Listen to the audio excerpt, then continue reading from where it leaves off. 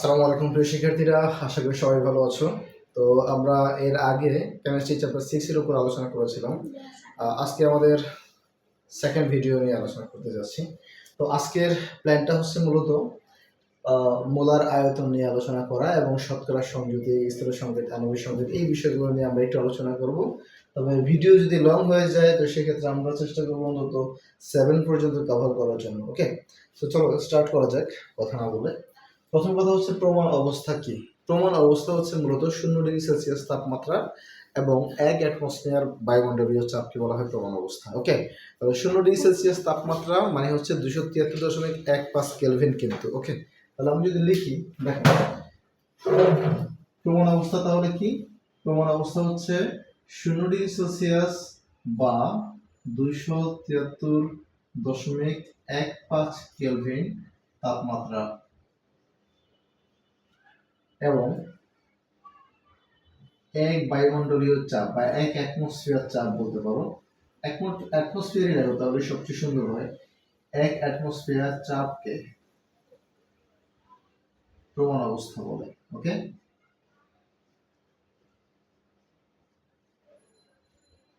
সুন্দর করে নোট করে ফেলো। তাহলে প্রমাণ অবস্থা হচ্ছে 0°C তাপমাত্রা এবং 1 বায়ুমণ্ডলীয় চাপ। এখন 1 বায়ুমণ্ডলীয় চাপ বলতে কিন্তু আমরা ইন্টার লেভেলে গেলে আরেকটু ভিন্ন জিনিস দেখবো। 1 অ্যাটমসফিয়ার চাপ মানে হচ্ছে 760 মিলিমিটার পারদ স্তম্ভের চাপ বোঝায়। আবার এটা বোঝায় 101.325 কিলো প্যাসকেল। ওকে, তো 1 বায়ুমণ্ডলীয় চাপ বা 1 অ্যাটমসফিয়ার চাপ বলতে মূলত এটাকে বোঝায় 760 মিলিমিটার পারদ স্তম্ভের চাপ এবং 101.325 কেলভিন। ওকে, কিলো প্যাসকেল, সরি কেলভিন না, কিলো প্যাসকেল। ওকে, তাহলে এই হচ্ছে কথা। তোমরা চাইলে এটা লিখে রাখতে পারো। এরপরে তোমাকে বলা হচ্ছে মোলার আয়তন কাকে বলে। এই প্রমাণ অবস্থায় যে কোনো গ্যাসের 1 মোল কি করে, যে আয়তনটা দখল করে তাকে বলা হয় তোমার মোলার আয়তন। তাহলে এই আয়তনটা ফিক্সড 22.4 লিটার। তাহলে প্রমাণ অবস্থায় 1 মোল গ্যাসের আয়তন হচ্ছে 22.4 লিটার, যাকে মোলার আয়তন বলে। ওকে, অর্থাৎ যে কোনো গ্যাস, অ্যামোনিয়া হোক, মিথেন হোক, অক্সিজেন হোক, কার্বন ডাই অক্সাইড হোক, নাইট্রোজেন হোক, সব ধরনের গ্যাসই 1 মোল হলে 22.4 লিটার জায়গা দখল করবে। তাহলে আমরা কি লিখবো? আমরা লিখবো মোলার আয়তনটা তাহলে কি? মোলার আয়তন। তাহলে তুমি লিখবা যে প্রমাণ অবস্থায় 1 মোল গ্যাসের, 1 মোল যে কোনো গ্যাসের আয়তন, 1 মোল যে কোনো গ্যাসের আয়তন 22.4 লিটার, 22.4 লিটার, যাকে মোলার আয়তন বলে। ওকে, যাকে মোলার আয়তন বলে। ওকে, এখন তোমাকে বলা হচ্ছে হাইড্রোজেন, অক্সিজেন, নাইট্রোজেন ও অ্যামোনিয়ার মোলার আয়তন কত। খুবই সিম্পল। তাহলে তুমি লিখবে কিভাবে, যে 1 মোল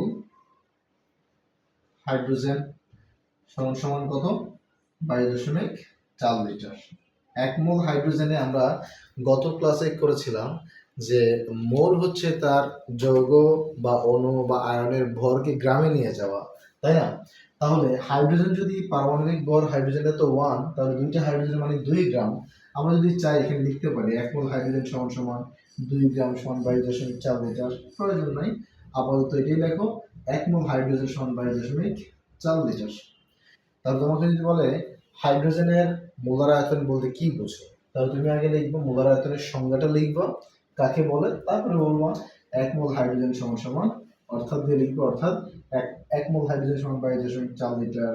1 মোল যদি অক্সিজেন বলে বলবো, অর্থাৎ 1 মোল অক্সিজেন সমান সমান 22.4 লিটার। এভাবে প্রত্যেকটাই 1 মোল নাইট্রোজেন সমান সমান 22.4 লিটার। তাহলে 1 মোল অ্যামোনিয়া NH3 সমান সমান 22.4 লিটার।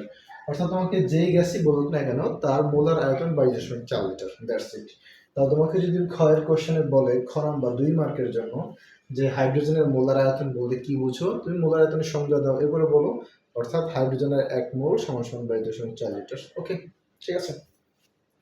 নেক্সট কোশ্চেন তোমাকে বলা হয়েছে, দেখো 2 মোল কার্বন ডাই অক্সাইডের আয়তন কত, তাই না? তাহলে এখন তো ওই যে লাস্ট ক্লাস যারা দেখো নাই তারা আগের ক্লাসটা দেখে এসে আমরা অঙ্কগুলো কিভাবে করেছিলাম, তাহলে তোমার জন্য সহজ হয়ে যাবে। ওকে, আমি মূলত এখানে সূত্র অ্যাপ্লাই করি নাই, আমি বিষয়টা ক্লিয়ারলি বোঝানোর চেষ্টা করেছি। সূত্র তুমি নিজেই তৈরি করে ফেলতে পারবে, এই জন্য আমি সরাসরি সূত্রে যাইনি। ওকে, তাহলে এখানে বিষয়টা বোঝা হচ্ছে মেন। তাহলে দেখো 5 নম্বর কোয়েশ্চেনটা, নাম্বার 1 আমাকে বলা হচ্ছে যে 2 মোল কার্বন ডাই অক্সাইডের আয়তন কত। এখন লিখবা, আমরা জানি 1 মোল কত সেটা তো আগে ক্লিয়ার করতে হবে। আমরা জানি 1 মোল কার্বন ডাই অক্সাইড, তুমি সব সময় এখানে ভরটা লিখে ফেলবা, সমান সমান বা 44 গ্রাম সমান সমান 22.4 লিটার। ওকে, তুমি সবসময় ট্রাই করবা এই ভরটা লেখার জন্য। ওকে, না লিখলে কোনো সমস্যা নেই, বাট লিখে ফেললে তোমার জন্যই উত্তম, কারণ দেখা যাচ্ছে আমাদের অঙ্ক করতে প্রয়োজন হবে। তাহলে 1 মোল কার্বন ডাই অক্সাইড বা 44 গ্রাম সমান 22.4 লিটার, অথবা তুমি লিখলা না, নো প্রবলেম, যেহেতু এখানে গ্রামের কথাই বলা নেই। তাহলে আমরা জানি 1 মোল কার্বন ডাই অক্সাইড সমান 22.4 লিটার, সুতরাং 2 মোল কার্বন ডাই অক্সাইড সমান 2 ইন্টু 22.4 লিটার, তার মানে 44.8 লিটার। এটাই হচ্ছে তোমার 2 মোল কার্বন ডাই অক্সাইডের আয়তন। ওকে, তাহলে এইটার জন্য তুমি সেই মোলের আয়তন বলতে পারো, যে আমরা জানি যে কোনো গ্যাসের 1 মোলের আয়তন 22.4 লিটার। তুমি এটাকে লিখে রাখো, আমরা জানি যে কোনো গ্যাসের 1 মোল, হ্যাঁ, 1 মোলের আয়তন 22.4 লিটার। 1 মোলের আয়তন 22.4 লিটার, এটা লিখে দাও, তারপর লেখো। অর্থাৎ কথাটা লিখে দিও, আমরা জানি যে কোনো গ্যাসের 1 মোলের আয়তন 22.4 লিটার, অর্থাৎ 1 মোল কার্বন ডাই অক্সাইড সমান 22.4 লিটার, সুতরাং 2 মোল কার্বন ডাই অক্সাইড গুণ করে দিলে হয়ে গেল। এরপরে কোশ্চেন তোমাকে বলা হচ্ছে 44.8 লিটার কার্বন ডাই অক্সাইড সমান কত মোল। তাহলে এখন উল্টা, তাহলে তোমাকে বলা হয়েছে যেটা চেয়েছে কত মোল। দেখো তোমার 22.4 লিটার হচ্ছে 1 মোল, তাই না? লাস্ট ক্লাস যারা দেখো নাই আগের ভিডিওটা দেখে আসো, তাহলে তুমি অনেকগুলো ম্যাথ করিয়েছি, সহজ হবে। তাহলে 44.8 লিটার কার্বন ডাই অক্সাইডের কত মোল, তাহলে যেটা চাই তাকে আমরা লাইনের শেষে নিয়ে যাই।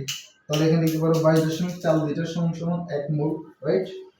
তাহলে তুমি লিখবা কি, আবার 22.4 লিটার কার্বন ডাই অক্সাইড সমান সমান 1 মোল, তাই না? সুতরাং 1 লিটার কার্বন ডাই অক্সাইড সমান সমান 22.4 এত মোল। সুতরাং তোমাকে বলা হচ্ছে 44.8 লিটার কার্বন ডাই অক্সাইড সমান সমান কত হবে। তাহলে বোঝাই যাচ্ছে আমাদের হিসাবটা 2 হবে। তারপর আমি তোমাদেরকে করে দিচ্ছি, এখানে কাটাকাটি করলে কত আসবে, 2। তাহলে 2 মোল, তাই না?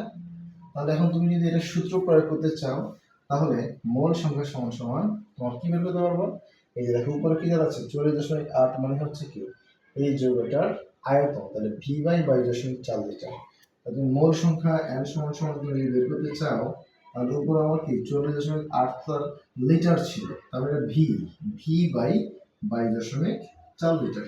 তাহলে তোমাকে যদি মোল সংখ্যা নির্ণয় করতে বলে, আয়তন দেওয়া থাকে, তাহলে তুমি সেই আয়তনটাকে 22.4 লিটার দিয়ে ভাগ করলে কিন্তু হয়ে যাচ্ছে। তো আমি জাস্ট এটাকে ক্যালকুলেট করে দেখালাম, আর সূত্র এই জন্যই বললাম, সূত্র আমরা এখান থেকেই খুঁজে পাবো, সূত্র মুখস্থ করার প্রয়োজন হয় না। ওকে, তাহলে এটা ক্লিয়ার হয়ে গেলে তোমরা সেম ভাবে অন্য ম্যাথগুলো ইজিলি করে ফেলতে পারবো। ওকে, এখন চলো নেক্সট ম্যাথ কি আছে।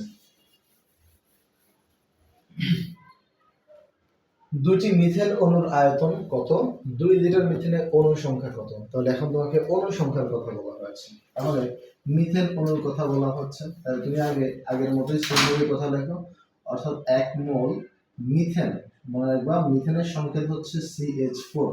1 মোল মিথেন সমান 22.4 লিটার। 1 মোল মিথেন সমান কত, 22.4 লিটার।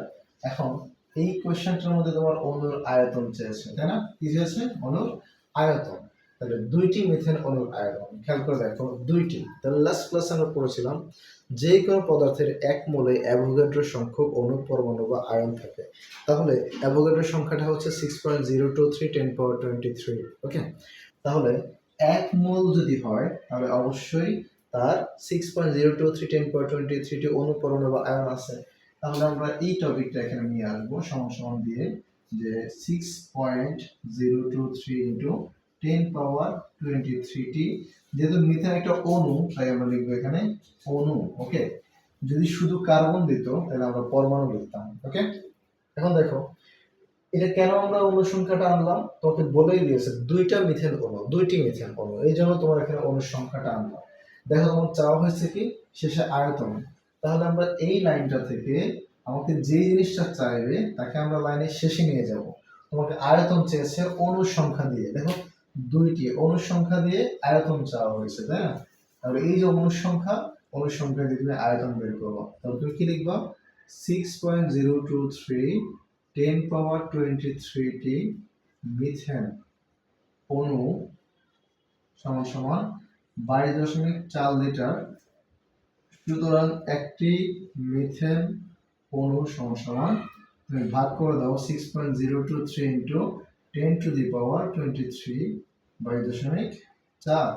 সুতরাং তোমাকে বলা হয়েছে দুইটি, তাহলে দুইটি মিথেন অণু সমান সমান কি হবে 22.4 গুণ 2 ডিভাইড বাই 6.023 ইন্টু 10^23।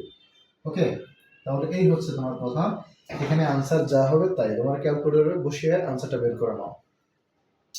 তাহলে এই হচ্ছে এই কোশ্চেনটার দুইটা মিথেন অণুর আয়তন কত। তাহলে এখন এর পরের অংশে বলা হচ্ছে 2 লিটার CH4 এর অণু সংখ্যা। এখন দেখো উল্টা চেয়েছি, আগের অঙ্কটা তোমাকে বলা হয়েছে কি অণুর সংখ্যা দিয়ে অণুর আয়তন চাওয়া হয়েছে, তাই আমরা সংখ্যা দিয়ে শুরু করলাম আয়তন দিয়ে শেষ করলাম। এখন তোমার বলা হচ্ছে আয়তন দিয়ে অণুর সংখ্যা চেয়েছে, তাহলে উল্টা দিয়ে দিবে। এখন জাস্ট উল্টা যে 22.4 লিটারে মিথেন অণু আছে এতটি, সুতরাং 1 লিটারে আছে কতটি, সুতরাং 2 লিটারে আছে কতটি। ওকে, তারপর আমি তোমাদের লিখে দিচ্ছি, দেখো কি লিখবা যে 22.4 লিটারে অণু আছে, অণু সংখ্যা 6.023 ইন্টু 10^23 সুতরাং 1 লিটারে অণু সংখ্যা 6.023 ইন্টু 10^23 ডিভাইডেড বাই 22.4। সুতরাং তোমাকে বলা হচ্ছে 2 লিটার, তাহলে 2 লিটারে তোমার অণু সংখ্যা কত হবে, তাহলে 2 দিয়ে উপরে গুণ করে দিবা 023 10^23 into 2 divided by 22.4। Okay, I think বুঝতে পারছো, এখানে আনসার যা হবে তাই আনসার। তাহলে যেটা চাই তাকে আমরা শুধু শেষে নিয়ে যাব, এই লাইনটাকে আমরা খুঁজে নেব। ওকে, 3 নম্বর কোশ্চেন দেখো 11.2 লিটার অ্যামোনিয়া গ্যাসের ভর। এখন তোমাকে ভর চেয়েছে, তাহলে ভর এটা কোথা থেকে আসবে, এটা হচ্ছে যে 1 মোলে কত গ্রাম, সেই লজিক থেকে এটা আসবে। ওকে, তাহলে আশা করি বুঝতে পেরেছো এখন তোমার ভরের কথা। তাহলে 3 নম্বর কোশ্চেনে যদি আমরা যাই, এটা হচ্ছে আমার অ্যামোনিয়া দিয়ে বলা হয়েছে, তাই না? তাহলে আমরা লিখতে পারি 3 নম্বরটা 11.2 লিটার। তো এটা মুছে দেই, এটা তো বুঝতে পেরেছো, আমরা তাহলে নতুন লিখতে হবে না। তাহলে লিখবো আমরা জানি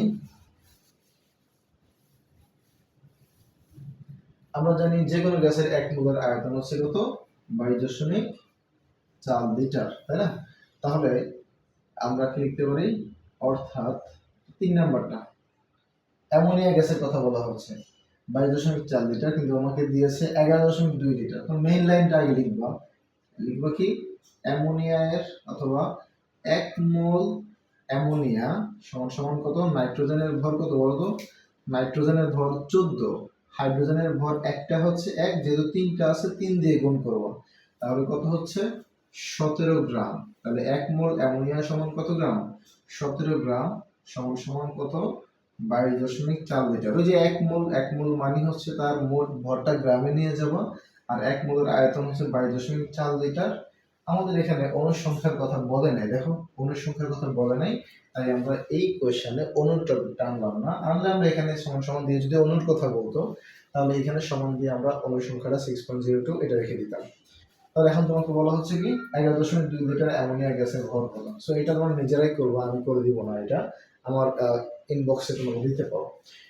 তাহলে তোমার গ্যাসের ভর, তাহলে তুমি কি লিখবা 22.4 লিটার গ্যাসের ভর হচ্ছে, আচ্ছা করে দিই 22.4 লিটার অ্যামোনিয়া সমান সমান 17 গ্রাম। সুতরাং 1 লিটার অ্যামোনিয়া সমান সমান 17 ডিভাইডেড বাই 22.4, সুতরাং 11.2 লিটার অ্যামোনিয়া সমান সমান 17 গুণ 11 বাই 22.4। তাহলে এখানে যা আসে সেটাই হচ্ছে তোমার আনসার। আই থিঙ্ক বুঝতে পেরেছো। সো এটা ক্লিয়ার। এখন 10 গ্রাম অ্যামোনিয়ার আয়তন কত? তাহলে এখন তোমাকে আবার আয়তনের কথা বলা হচ্ছে। তাহলে তুমি কি লিখবা? 17 গ্রামের আয়তন হচ্ছে এত, সুতরাং 1 গ্রামের আয়তন এত, সুতরাং 10 গ্রামের আয়তন কত। সো এটা করে আমাকে ইনবক্সে পাঠাবো, ঠিক আছে? এই হচ্ছে কথা। মোটামুটি আমাদের 5 নম্বর পর্যন্ত শেষ। এবার আসে 6 নম্বর। হ্যাঁ, 6 নম্বর বলা হচ্ছে শতকরা সংযুতি কি, স্থূল সংকেত ও আণবিক সংকেত এর পার্থক্যটা লিখো। তাহলে শতকরা সংযুতি মানে হচ্ছে 100 গ্রামের মধ্যে একটা পদার্থ কতটুকু থাকে। মনে করো একটা পদার্থ কার্বন আর হাইড্রোজেন নিয়ে গঠিত। এখন কার্বন যদি 40% হয়, তাহলে তোমার হাইড্রোজেন কত হবে? 60%। এই টোটাল মিলেই হচ্ছে 100%। তাহলে 100 গ্রামের মধ্যে একটা পদার্থ কতটুকু থাকে, তার মানে 100 গ্রামের মধ্যে যতটুকু থাকবে সেটাই শতকরা সংযুতি। ওকে, মনে করো তুমি তোমার বাসায় আজকে 10 কেজি চাল আছে। কয় কেজি চাল আছে বাসায়? 10 কেজি চাল আছে। তুমি 2 কেজি রান্না করবা। তাহলে 10 কেজির মধ্যে রান্না করতেছো 2 কেজি।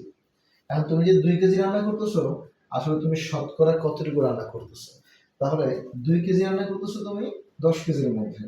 তাহলে 10 কেজিতে 2 কেজি, 1 কেজিতে কত, আর শতকরা মানে 100 কেজিতে কত। আমরা শতকরার অঙ্ক করে আসছি না?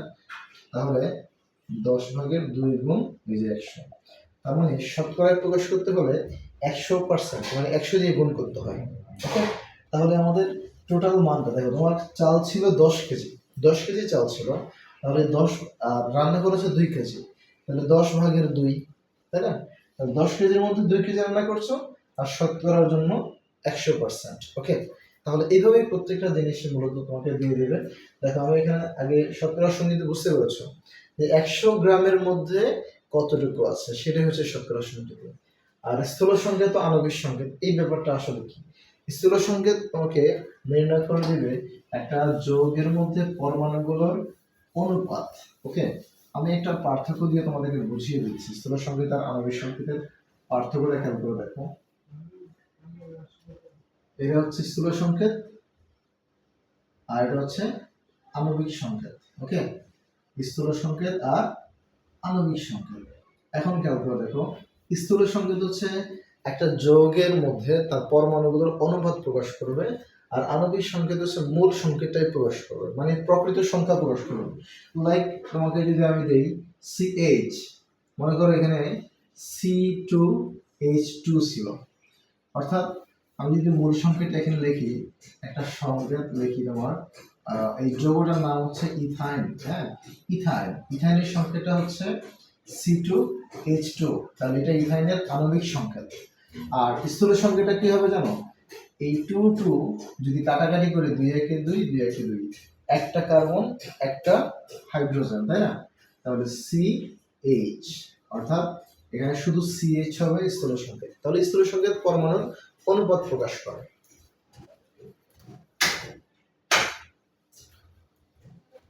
তাহলে স্থূল সংকেত প্রকাশ করেছে পরমাণুর অনুপাত। আমরা আরো কয়েকটা উদাহরণ দেখি। ইথাইন দিলাম, মনে করো আমি ইথিন দিচ্ছি। ইথিন হচ্ছে C2H4, তাহলে তুমি কাটাকাটি করতে পারছো, তাই না? তাহলে এখানে কি হবে? 2 একে 2, 2 দুগুণা 4। তো আমরা কাটাকাটি করবো না, তাহলে লিখতে পারতেছি আমরা C আর হচ্ছে H2, মানে এখানে 2 একে 2, 2 দুগুণা 4। তাহলে বুঝতে পারছো যে অনুপাত প্রকাশ করে। তাহলে স্থূল সংকেত প্রকাশ করে যৌগের অনুপাত, পরমাণুগুলোর অনুপাত প্রকাশ করে। আমরা যদি আরো একটা লিখি, সাপোজ বেনজিন।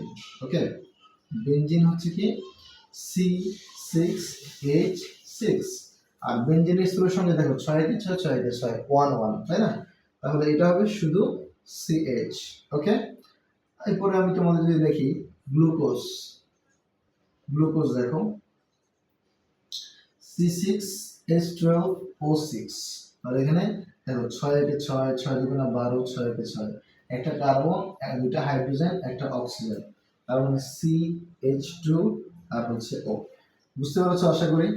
তাহলে স্থূল সংকেত আণবিক সংকেত হচ্ছে যৌগের মূল সংকেত, আর স্থূল সংকেতটা হচ্ছে সেই যৌগের মধ্যে পরমাণুগুলোর ক্ষুদ্রতম অনুপাত। ওকে, এখন এটা তো তুমি প্রথম পার্থক্য দিলাম যে স্থূল সংকেত যৌগের পরমাণুগুলোর অনুপাত প্রকাশ করে, আর আণবিক সংকেত মূল যৌগটা প্রকাশ করে বা যৌগের মূল সংকেত প্রকাশ করে। স্থূল সংকেতে খেয়াল করে দেখো তো, এইটা আর এইটা, এইটা আর এইটা, এই দুটা সেম না? এই যে ইথাইন গ্যাসটা আর হচ্ছে আমার বেনজিন, এই দুইটা কি সেম? কিন্তু তাহলে আমরা বলতে পারি একাধিক যৌগের স্থূল সংকেত একই হতে পারে, কিন্তু একটি যৌগের আণবিক সংকেত একটিই হয়ে থাকে। ওকে, তাহলে এই দুইটা পার্থক্য তুমি দিতে পারো। শেষ, যে একাধিক যৌগের স্থূল সংকেত একই হতে পারে, কিন্তু আণবিক সংকেত একটা যৌগের জন্য একটাই হয়। এই হচ্ছে তোমার পার্থক্য। দুইটা পার্থক্য দিবা 2 নাম্বার। ওকে, এখন চলো আমরা এই শতকরা সংযুক্তিতে আমাকে বললাম যে 10 কেজি চালের মধ্যে 2 কেজি খাচ্ছ, 10/2 গুণ 100%।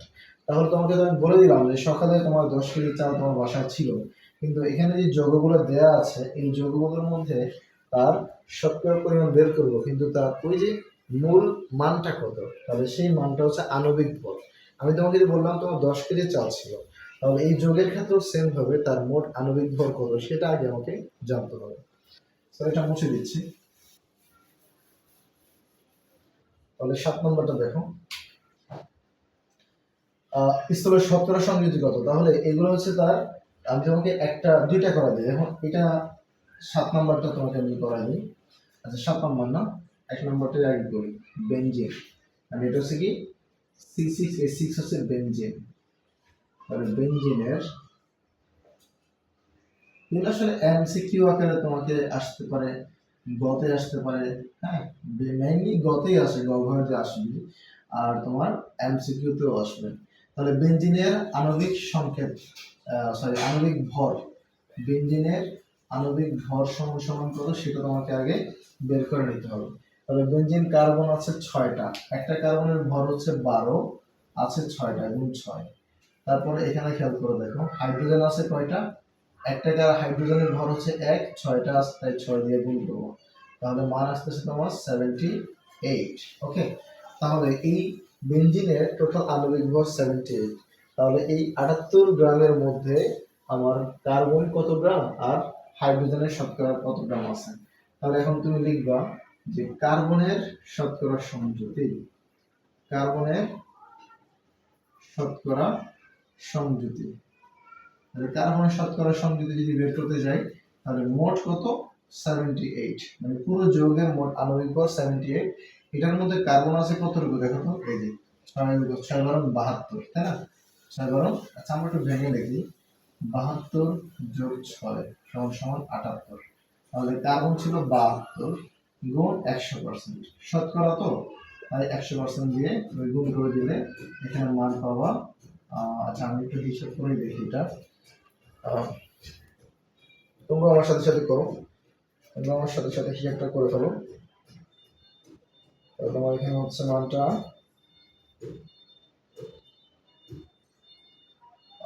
72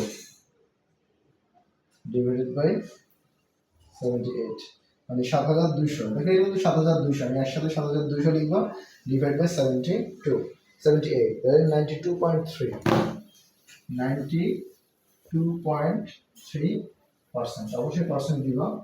আর হাইড্রোজেনের শতকরা সংযুতি, তাহলে হাইড্রোজেন তো জাস্ট 6, তাহলে 6 গুণ 100 ডিভাইড বাই 78, তাহলে তুমি 600 কে ভাগ করবা 78 দিয়ে। ওকে, তাহলে নিচে হচ্ছে 78, আসতেছে 7.69, আসতেছে তোমার 7.69%।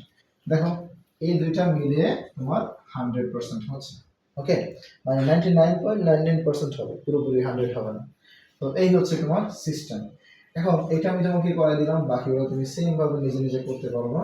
এই গ্লুকোজটা যদি করি C6H12O6, এটা যদি আমরা করতে চাই তাহলে সেমই হবে। আমি তোমাদেরকে, আচ্ছা ঠিক আছে এটা করে দিচ্ছি।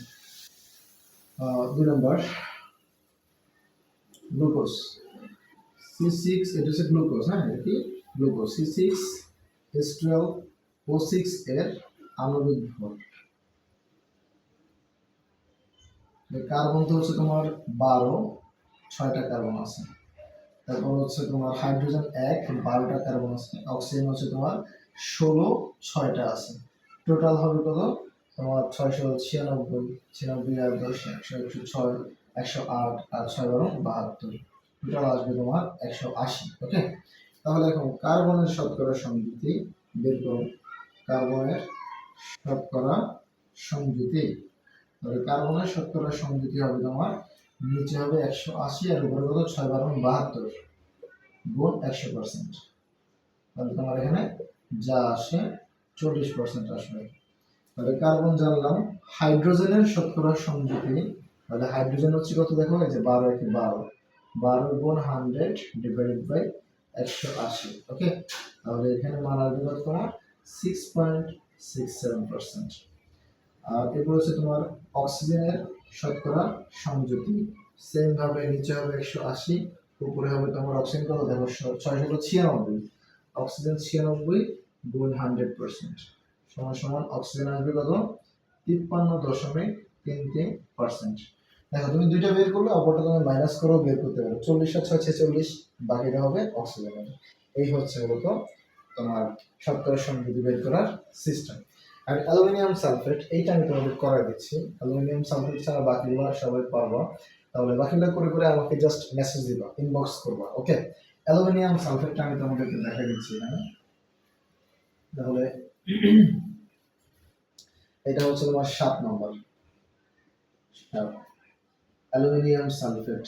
অ্যালুমিনিয়াম সালফেট এর আণবিক ভর, এর আণবিক ভর। তাহলে অ্যালুমিনিয়াম কয়টা আছে খেয়াল করে দেখো তো। অ্যালুমিনিয়াম আছে 2টা। অ্যালুমিনিয়ামের ভর কি তোমাদের মনে আছে? অ্যালুমিনিয়ামের পারমাণবিক ভর হচ্ছে 27। অ্যালুমিনিয়াম আছে 2টা, গুণ 2। এখন দেখো সালফারের ভর কত? সালফারের ভর হচ্ছে 16, 32। এখন সালফার দেখো আছে কয়টা? এখানে একটা দেখা যাচ্ছে, বাইরে 3 গুণ অবস্থায় আছে কিন্তু, তাহলে সালফার আছে 3টা, তাহলে 32 গুণ 3 যোগ, এবার আসে অক্সিজেন। অক্সিজেন হচ্ছে 16, অক্সিজেনের ভর হচ্ছে 16, অক্সিজেন আছে কয়টা 12টা, দেখো 3 আর 4 গুণ করবো, বাইরে 3 আছে তো, তার মানে 3 দিয়া পুরো ব্র্যাকেটটার গুণ অবস্থায় আছে, তাহলে 3টা সালফার আছে আর অক্সিজেন আছে 3 4 12টা, অক্সিজেন আছে কয়টা 12টা অক্সিজেন আছে। তাহলে এই হচ্ছে তোমার রেজাল্ট। তাহলে 27 দিব না 54, 3 32 96, আর এটা হচ্ছে কত 192, তাই না? ওকে, তাহলে টোটাল যদি আমরা যোগ করি আমাদের মান কত আসতেছে 2 6 8 4 12, হাতে আছে 1 9 10, 10 9 19, 19 এর পাশে আর 24 এর 4, হাতে আছে 2 2 আর 1 3, 342। তাহলে অ্যালুমিনিয়ামের হচ্ছে 342, তাই না? এখন খেয়াল করে দেখো তোমার সেম কাজ, এখন লিখবা অ্যালুমিনিয়ামের শতকরা সংযুতি। অ্যালুমিনিয়ামের শতকরা সংযুতি কি হবে? নিচে হবে 342 আর অ্যালুমিনিয়ামের ভর হচ্ছে 54 গুণ 100%, তাহলে এখানে যা আসে তোমরা নিজেরা বের করে নাও। এরপরে অ্যালুমিনিয়ামের পরে সালফার, সালফারের শতকরা সংযুতি দেখো, সালফার ভর কত 96 গুণ 100% ডিভাইডেড বাই 342, যা আসে বের করে নাও। তারপরে তোমার এখানে আছে অ্যালুমিনিয়াম সালফেট অক্সিজেন, তাই না?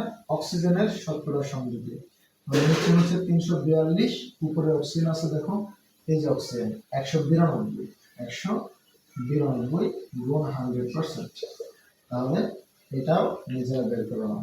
এই হচ্ছে তোমার মূলত শতকরা সংযুতি, ঠিক আছে?